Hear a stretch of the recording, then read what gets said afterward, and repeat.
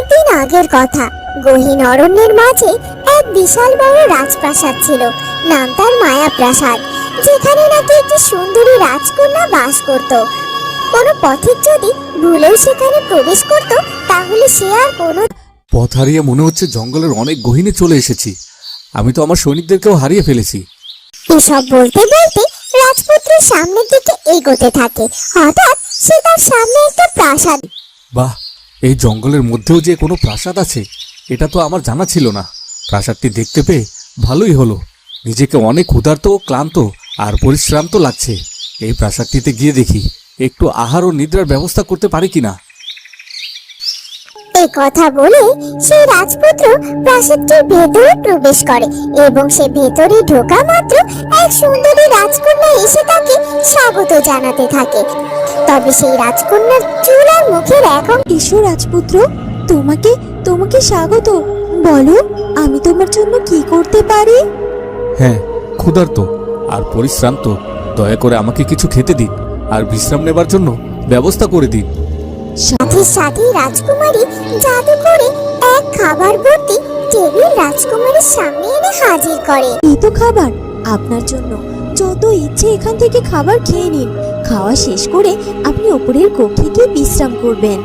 তারপর ক্ষুধার্ত রাজকুমার খেতে বসে পড়ে এবং খাওয়া শেষে রাজকুমার উপরের একটি কক্ষে বিশ্রাম নিতে চলে যায় এবং সেখানে গিয়ে সে ঘুমিয়ে পড়ে। তারপর আর কোনোদিন সেই রাজকুমার আর তার রাজ্যে ফিরে আসে।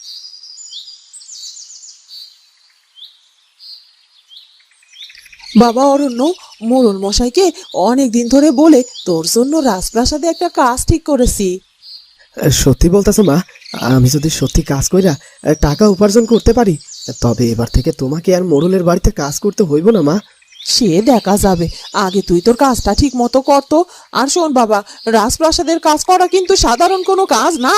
সেখানে তুই যদি রাজা রানীর মন জয় করতে পারিস, তবে অনেক ভালো থাকতে পারবি। আর যদি কোনো কারণে রাজা রানী তোর উপর একবার খেপে যায়, তাহলে কিন্তু রাজ্যে বাস করাটাই দুষ্কর হয়ে উঠবে রে বাবা। তুমি চিন্তা করো না মা, রাজামশাই ও রানীমার মন জুগিয়ে চলার চেষ্টা করব। আর আর দেখবে, আমি খুব শীঘ্রই তোমাকে একটা সুন্দর একটা জীবন উপহার দিব মা। এরপর অরণ্য তাদের রাজ্যের রাজপ্রাসাদের মালিকের কাছে নিয়োজিত হয়ে যায় এবং কিছুদিনের মধ্যে রাজপুত্র অর্কের সাথে তার বেশ ভালো বন্ধুত্ব হয়ে। অরণ্য, তুমি তুমি একদিন আমার সাথে ভ্রমণে বের হবে। আমি তোমাকে নিয়ে ভ্রমণে যেতে চাই। এবারে আমি আমাদের রাজ্যের পাশে সেই গহীন অরণ্যে যেতে চলেছি। আমার বিশ্বাস, তুমি আমার সাথে থাকলে আমার ভ্রমণটি দ্বিগুণ আনন্দময় হয়ে উঠবে। আমি অবশ্যই তোমার সাথে ভ্রমণে যেতে পারি বন্ধু, তবে রাজামশাইয়ের অনুমতি ছাড়া আমি যে প্রাসাদ থেকে এক কদমও বাইর হইতে পারবো না গো। ঠিক আছে, তবে পিতামশাইকে এই প্রস্তাবে রাজি করানোর দায়িত্ব আমার। এরপর রাজপুত্র অর্ক তার ভ্রমণে মালি অরণ্যকে সাথে নিয়ে যাওয়ার প্রস্তাব রাজা মশাইকে গিয়ে জানায়, কিন্তু রাজা মশাই তাকে কিছুতেই সেই অনুমতি দেয় না। তাই রাজপুত্র অর্ক অভিমান করে একাই ভ্রমণে বেরিয়ে পড়ে। এরপর রাজপুত্র অর্ক সেই অরণ্যে গিয়ে মায়াবী রাজকন্যার প্রাসাদ। তোমাকে স্বাগত রাজপুত্র, তুমি খুব ক্ষুধার্ত আর পরিশ্রান্ত। হ্যাঁ, আমি সত্যি খুব ক্লান্ত আর ক্ষুধার্ত। আমি এখন আর কোনো কথা না বাড়িয়ে নিজের ক্ষুধা মেটাতে চাই আর তারপরে একটু নিদ্রায় যেতে চাই। এই নাও তোমার খাবার, আর ওপরে তোমার বিশ্রামের ব্যবস্থা করা আছে। এবং সেও সেখানে গিয়ে তাই করে যা বাকি অন্যরা করেছিল। তাই সে বাকি রাজকন্যাদের মতোই আর কখনো নিজের রাজ্যে ফিরে যেতে পারেনি।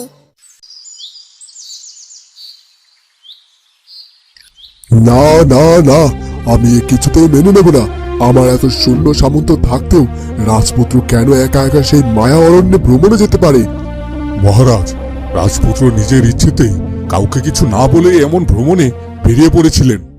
ও আচ্ছা, আমি বুঝতে পেরেছি। ওই মালিটাকে সাথে নিয়ে যাওয়াই নিষেধ করাই সে এমনটা করেছে। ডাকো ডাকো ওই মালিকে এক্ষুনি আমার সামনে রাখো।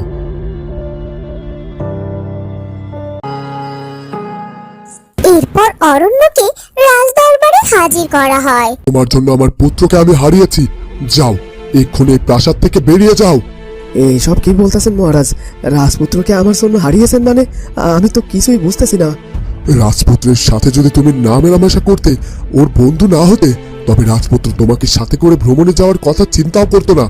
আর তাহলে হয়তো এভাবে অভিমান করে একা একা ভ্রমণে বেরিয়ে যেতে পারতো না। রাজপুত্র তো এর আগে কোনোদিন এভাবে একা একা ভ্রমণে যায়নি। মহারাজ, আমি আপনার কথা বুঝতে পারতাছি, কিন্তু রাজপুত্র হারিয়ে যাওয়ায় তো আমি আমার কোনো দোষই দেখতে পাচ্ছি না। কি, একে তো অন্যায় করেছো, তারপর আবার মুখে মুখে কথা। তুমি এক্ষুনি এক্ষুনি এই রাজপ্রাসাদ ত্যাগ করো, নয়তো আমি তোমাকে কঠিন শাস্তি দিতে বাধ্য হব। এরপর অরণ্য রাজপ্রাসাদ থেকে বেরিয়ে যায়। এখন আমি বাড়ি ফিরে মাকে কি জবাব দেব? আর সত্যি তো রাজপুত্র আমার জন্যই হারিয়ে গেছে, নাকি অন্য কোনো কারণ আছে? তবে যেটাই হোক না কেন, আমার উচিত রাজপুত্রকে খুঁজে বের করা। হ্যাঁ হ্যাঁ, আমি এটা করতে পারলে রাজামশাই নিশ্চয় আমাকে আর কাজ থেকে বিতাড়িত করবেন না। তবে আমি সেই মায়া অরণ্যে গিয়ে খোঁজ করে দেখি রাজপুত্রকে পাই কিনা। এরপর অরণ্য সেই মায়া জঙ্গলে যায় রাজপুত্রের খোঁজ করতে। ওই তো মনে হইতাছে সেই রাজপ্রাসাদ। ওই মায়া প্রাসাদের কত গল্প শুনছি, কোনোদিন ভাবিও নি এখানে আমাকে আসতে হবে। তবে আমার বিশ্বাস, এই মায়া প্রাসাদের ভেতরে গেলেই আমি রাজপুত্রকে খুঁজে বের করতে পারবো। এই কথা বলে অরণ্য সেই প্রাসাদের ভেতরে প্রবেশ করে। তোমাকে স্বাগতম। তোমাকে দেখে মনে হচ্ছে তুমি খুব ক্লান্ত আর ক্ষুধার্ত ও পরিশ্রান্ত। এই নাও তোমার খাবার, আর খাওয়া শেষে তুমি বিশ্রাম নিতে ওপরের কক্ষে চলে যেতে পারো। সেখানে তোমার জন্য নরম তুলতুলে পালঙ্ক সাজানো রয়েছে। না না, আমার ওসব কিছুই চাই না। আমি ক্লান্ত না, ক্ষুধার্ত নই। আমি এখানে এসেছি আমার বন্ধু রাজপুত্রের অর্কের খোঁজ করতে।